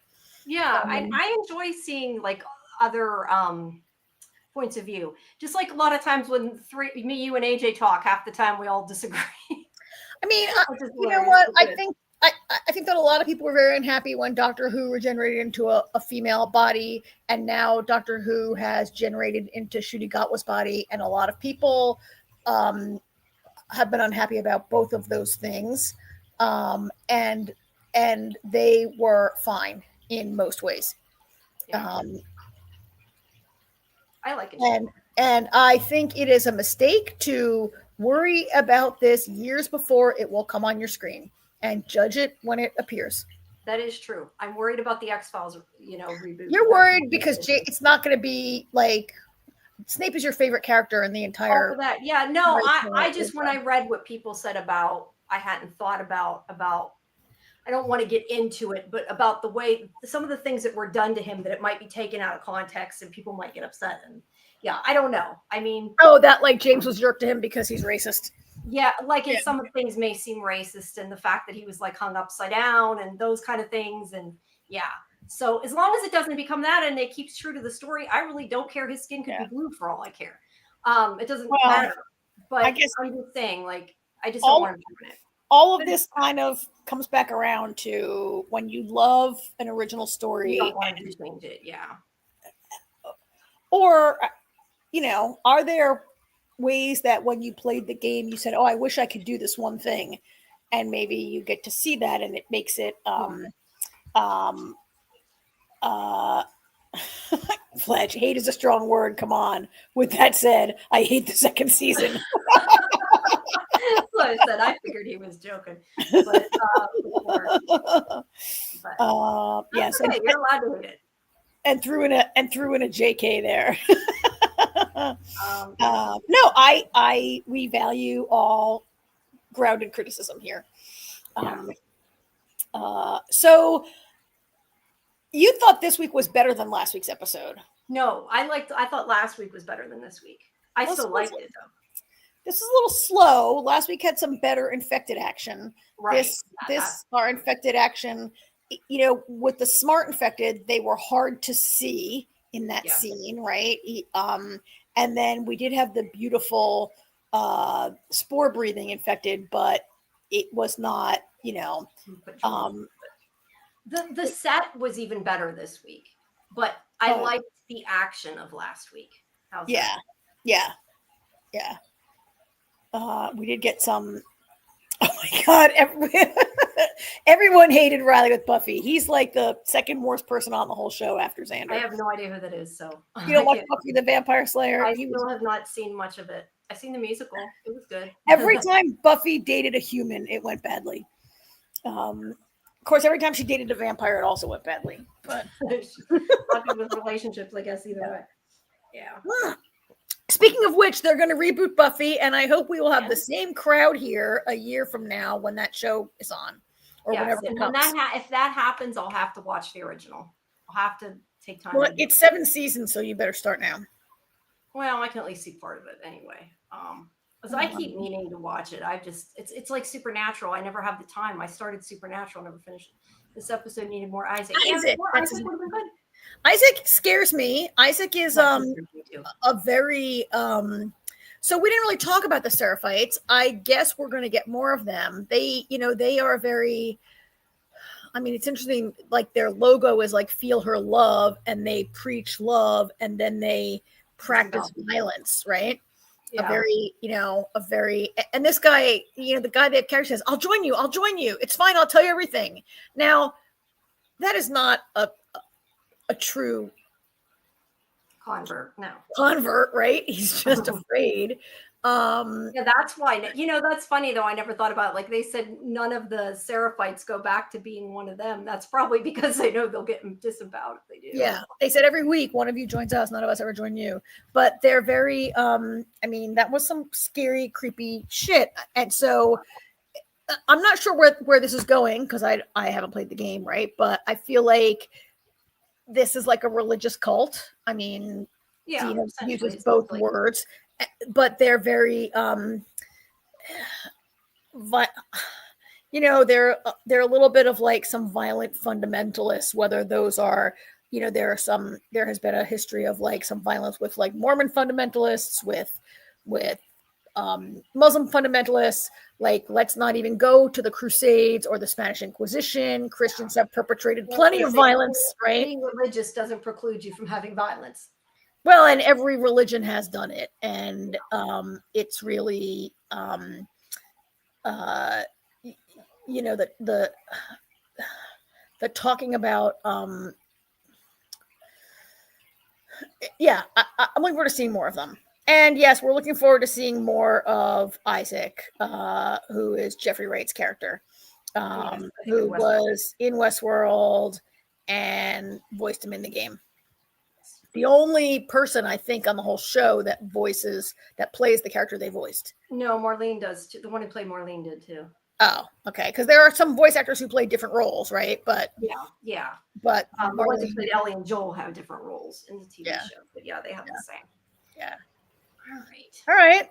Well, somehow I think me and you went longer than the three of us normally do. So because we don't have AJ to keep us on track and manage us. Yep. I think we went through it. But guys, please come back at what's that? Wait, I have one thing to say that. You said it 11 missed times. the chance of doing something like having a first season showing that Joel and Tommy did this 20 years that we never got to see. That would have been cool, a prequel show or something they could do. They could still do that, get him to come back for a prequel show, and then it don't matter if they killed him. Like how Joel, well, they're not going to go back. They'll never get Pedro Pascal to come back and do that. No, probably not. I'm just saying. But like showing a little more of how Joel became that hard guy that he was in Boston. Because he lost Sarah, but Tommy has said like there are things he had to do for 20 years, right? Yeah. Or Tommy show that what he and Tommy did because Tommy would hold the show after Joel's death. I figured we'd get more of Tommy. I'm really surprised that we didn't and that they didn't have Tommy go with him for that reason. Yeah. All right. Well, so next week AJ will be back, but I will be away next Thursday. I will still be here as usual. I'll be here. Same time, 8:00. So Fletch, get the day right. I know last time you mixed up the days. Thursday is Last of Us. But everybody, please come back in an hour at 11 o'clock. Hopefully we'll be ready for it. Scarlett and I are going to be having a special Yellowjackets episode.